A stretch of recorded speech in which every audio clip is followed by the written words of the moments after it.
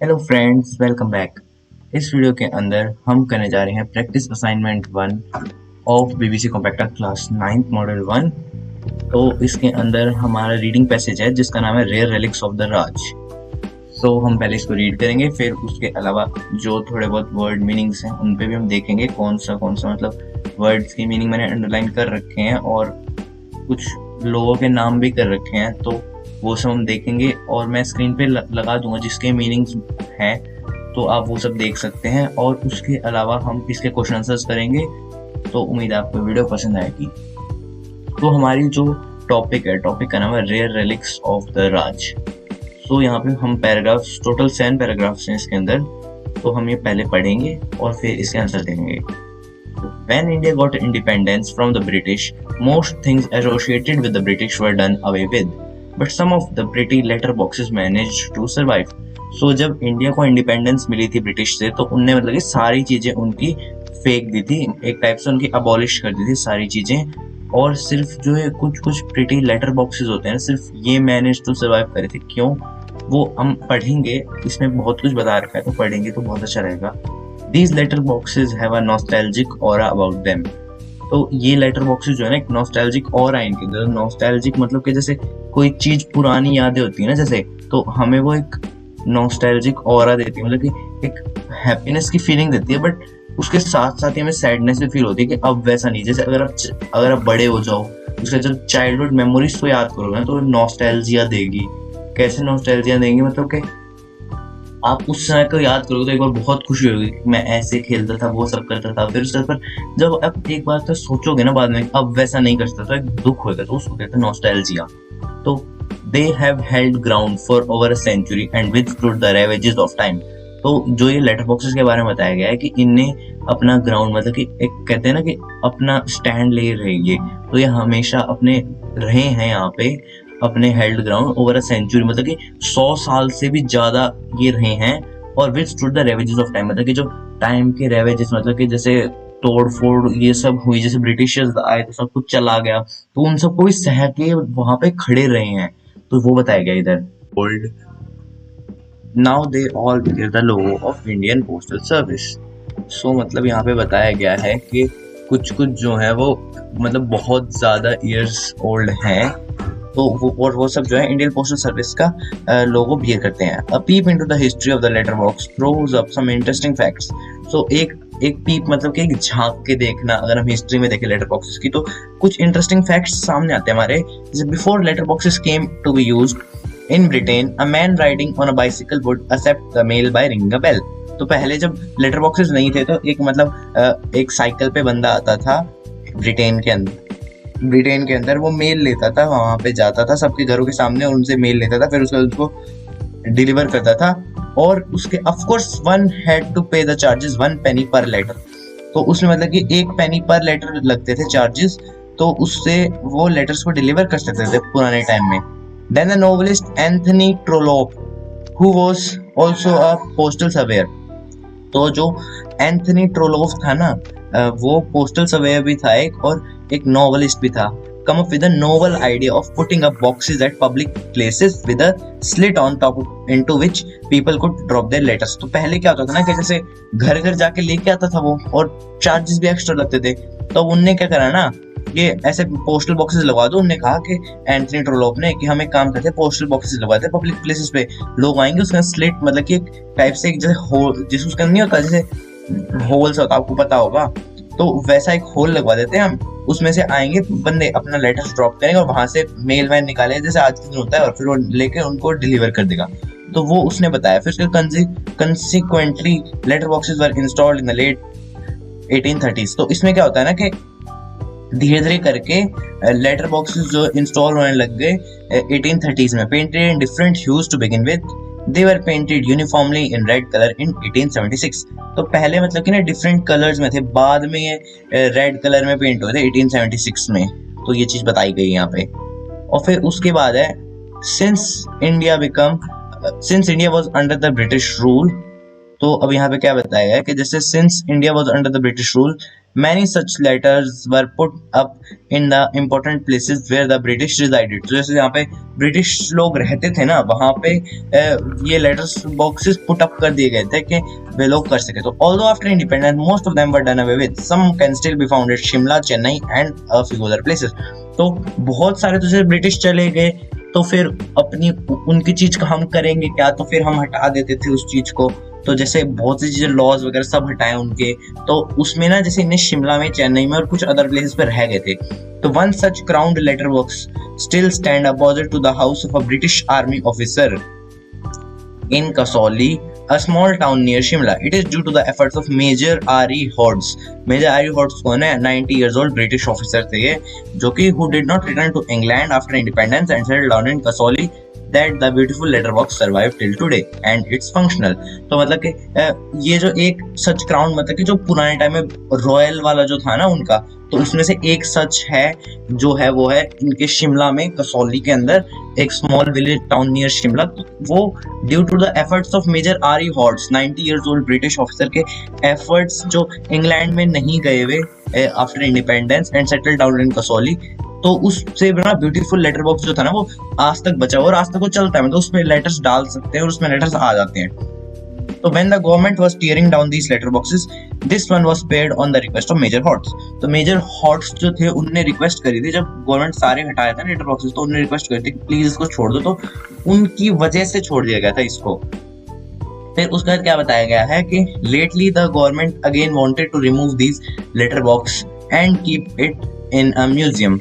तो गवर्नमेंट क्या है ना, इस लेटर बॉक्स को हटाना चाहती थी गवर्नमेंट इस वाले को, और इसको म्यूजियम में रखना चाहती थी. But however the army authorities here rejected the proposal saying that the letter box is located within the army area.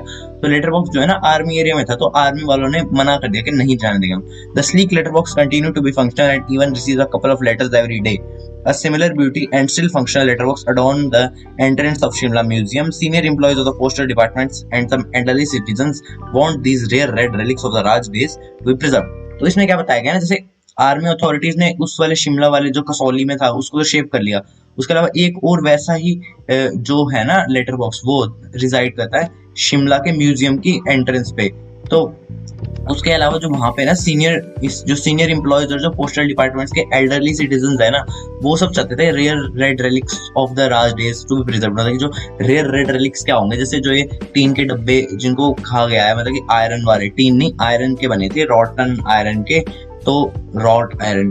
तो और आज के जमाने में जो बनते हुए हैं टीन के, इसमें लिखा, मतलब आगे पढ़ोगे तो आपको पता चलेगा. सो इसमें जो है ना वे चाहते थे कि इनको जो रेयर रेड रेलिक्स क्या होता है, मतलब आभूषण टाइप में आपने पढ़ा होगा, तो उसको राज डेज, मतलब कि जो ब्रिटिश राज का डेज के थे ना, इनको प्रिजर्व करवाना चाहते थे वे, तो इसी वजह से. तो फिर उसके बाद क्या है, लाडली राम के बारे में पढ़ेंगे हम कि Ladli Ram, an old man residing in Shimla since birth, says I remember these letter boxes being here since I was a child. They look elegant. No one should remove them thoughtlessly. They are a bond with olden times. तो लाडली राम जो थे एक old man थे जो कि शिमला में by birth रहते थे, मतलब कि उनका जन्म भूमि कौन सी थी, शिमला थी. तो वो ये रिमेम्बर करते हैं कि ये लेटर बॉक्सेस जब वो छोटे बच्चे तब से थे, ये बहुत ज्यादा अच्छे दिखते हैं, और उसके अलावा कोई भी इनको थॉटलेसली रिमूव नहीं कर देना, मतलब बिना सोचे समझे इनको रिमूव नहीं कर देना चाहिए, वे पुराने समय से जुड़े हुए हैं. फिर अगर true compare to the modern letter boxes made of tin sheets of metal, these relics stand apart. तो जैसे ये सही बात कही गई है कि जो पुराने आज के जमाने के जो modern tin sheets of metal से बने जाते हैं, वे उनको कंपेयर करें तो ये वाले जो रेलिक्स है ना, मतलब आभूषण, ये पुराने वाले स्टैंड करते हैं. कैसे बने, made with wrought iron in cylindrical और pillar shapes with crowns on top. These letter boxes stand majestically as a reminder of the bygone era. मतलब कि ये जो है ना लेटर बॉक्सेस जो रॉट आयरन से बने, सिलेंड्रिकल और पिलर शेप्स में, with crown on the top, तो ये लेटर बॉक्सेस जो है ना स्टैंड मैजेस्टिकली, ये मतलब कि एक ना बहुत ज्यादा रॉयल लुक देते हैं.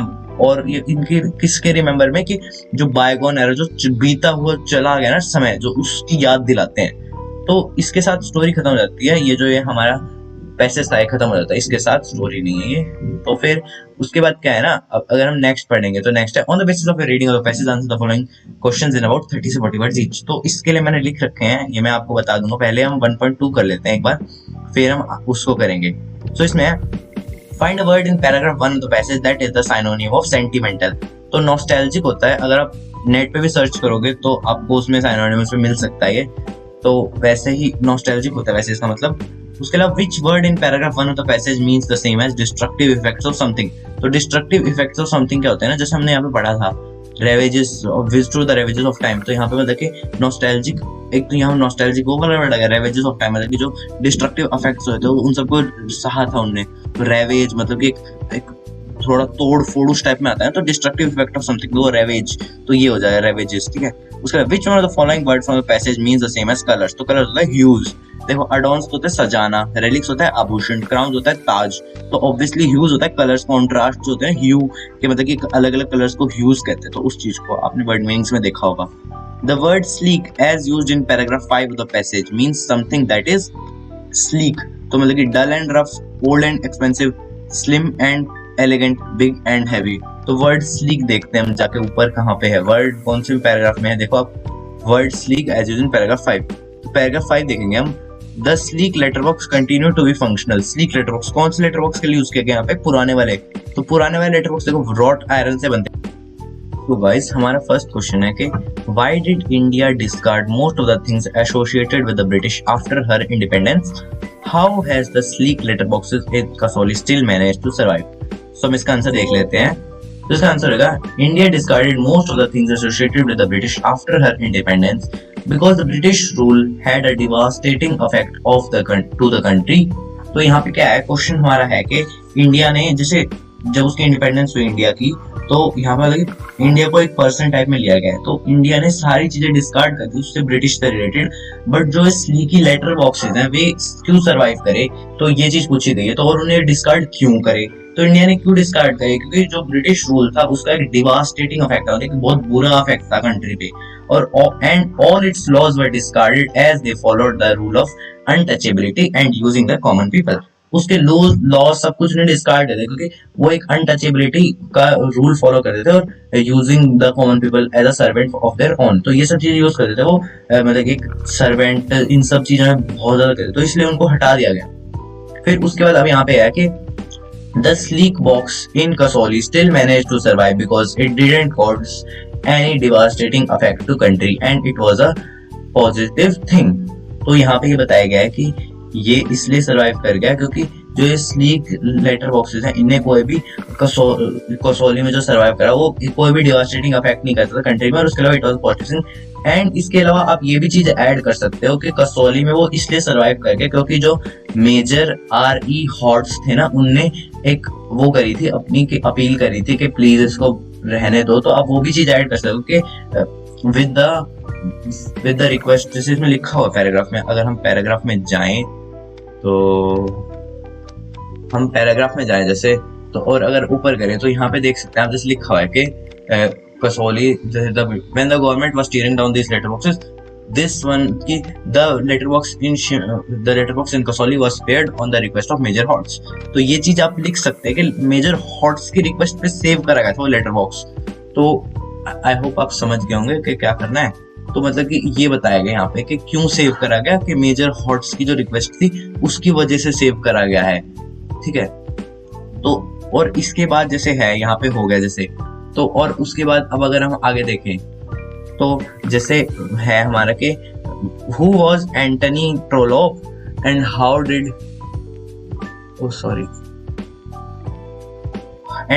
did his novel idea give birth to the postal service system। तो एंटनी ट्रोलॉप कौन थे और उसके अलावा उनका नोबल आइडिया जो था उनने इसको सिस्टम को कैसे वर्क करा था, पोस्टल सिस्टम को, तो हम ये भी देख लेते हैं answer. Antony Trollope was an English novelist who was also a postal surveyor। His novel idea gave birth to the postal service system as he suggested the idea of putting up boxes at public places with a slit on top into which people could drop the letters। This idea gave rise to a postal system in the late 1830s। तो यहाँ पे Antony ट्रोलॉप बताया गया कि वो एक English novelist थे who was also a postal surveyor। तो उनने एक नोबल आइडिया दिया था कि हम, जो मैंने आपको बताया था कि हर एक जहाँ पे पब्लिक प्लेसेस पे एक टीम जो एक नॉर्मल एक पोस्टल सर्विस का बॉक्स रख देते हैं, उसके अंदर लोग स्लिट होगी ऊपर, उसके अंदर से लोग अपने लेटर्स डाल सकते हैं। तो इस आइडिया से पोस्टल सिस्टम को राइज दिया गया था लेट 1830s में। तो ये लिखा हुआ है पैराग्राफ में पर पैराग्राफ में क्या है ना, थोड़े से जैसे अब पहले तो ऐसे आते थे पैराग्राफ्स के बिल्कुल ऐसे लाइन बाय लाइन आंसर मिलेंगे, बट कुछ पैराग्राफ बहुत डिफिकल्ट हो, जैसे ये एक डिफिकल्ट वन पैराग्राफ ही है, तो ये उतना मतलब कि इजी नहीं है ये पैराग्राफ करना। सो इसलिए इस पैराग्राफ में क्या है, मैंने खुद से आंसर बनाया, नहीं तो ज्यादातर तो मैं मार्क कर देता हूँ, आपको पता होगा, बट इसमें मैंने खुद से आंसर क्यों बनाया, क्योंकि ये पैराग्राफ काफी थोड़ा देखा जाए तो डिफिकल्ट है मतलब करने के लिए। सो उस टाइप में है, तो इट इन द 1830s हो गया। उसके अलावा क्या है, अभी सी हम क्वेश्चन पढ़ लेते हैं पहले। सो क्वेश्चन है हमारा कि red relics of the Raj days, paragraph 5 last line, what does the author mean by the expression red relics, why do some people want these relics to be preserve. तो last line जो है वो last line आप देख सकते हैं, जैसे ये वाले हैं, senior employees of postal departments and some elderly citizens want these red relics of the Raj days to be preserved. तो ये क्यों प्रिजर्व करे जाने चाहिए, रेड रेलिक्स हैं क्या, ये है क्वेश्चन यहाँ पे। सो हम अपने आंसर शीट पे जाके देखते हैं। The author meant by the expression red relics the red postal boxes that have been around for about more than 150 years and they are India's relics and they needed to be preserved as they represented our history and past। तो इसमें वो क्या बताया गया, author इस expression से red relics से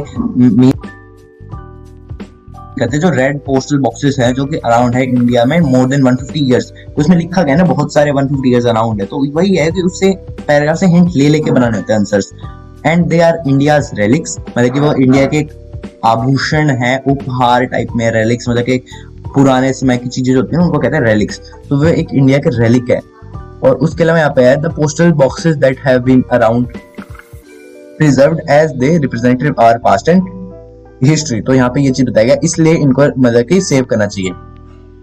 फिर उसके बाद है अब यहाँ पे कि दी लास्ट क्वेश्चन है, these relics stand apart, what does stand apart and why. तो यहाँ पे क्वेश्चन है कि दीज रेलिक्स स्टैंड अपार्ट, तो क्या स्टैंड अपार्ट करते हैं, क्यों, तब है compare to the modern letter boxes to the traditional postal boxes stand apart. The modern letter boxes are made up of thin sheet of metals which while these relics are made with wrought iron। तो यहाँ पे ये चीज बताई गई है wrought iron। और उसके अलावा आगे हम एक बार चलते हैं, in cylindrical and pillar shapes with crown on top these letter boxes stand majestically as a reminder of the bygone age। तो ये जो है लेटर बॉक्सेस ये करते हैं मतलब कि एक अलग से ही दिखता है कि हाँ भाई ये लेटर बॉक्सेस हैं, क्यों, क्योंकि ये मतलब कि ना रॉड आयरन से बने हुए हैं और उसके अलावा इन पे सिर पे क्राउन है जैसे यहाँ पे लिखा हुआ है, तो ये एक रिमाइंडर है बायगॉन एरा के जो। तो इस वीडियो में गाइस इतना ही था, उम्मीद है आप लोगों को ये वीडियो पसंद आई होगी और उम्मीद है आप लोगों को अगर इस पैराग्राफ में दिक्कतें हो रही होगी क्योंकि ये पैराग्राफ काफी डिफिकल्ट था, तो होप सो आपको इसकी अगर कोई प्रॉब्लम्स होगी तो सॉल्व होगी, अगर नहीं हुई होगी तो आई होप आप कमेंट करके बताएंगे तो मैं आपकी प्रॉब्लम सॉल्व करूंगा जितनी मेरे से हो पाएंगी। सो नेक्स्ट वीडियो में मिलते हैं, तब तक के लिए पढ़ते रहो, चलो बाय।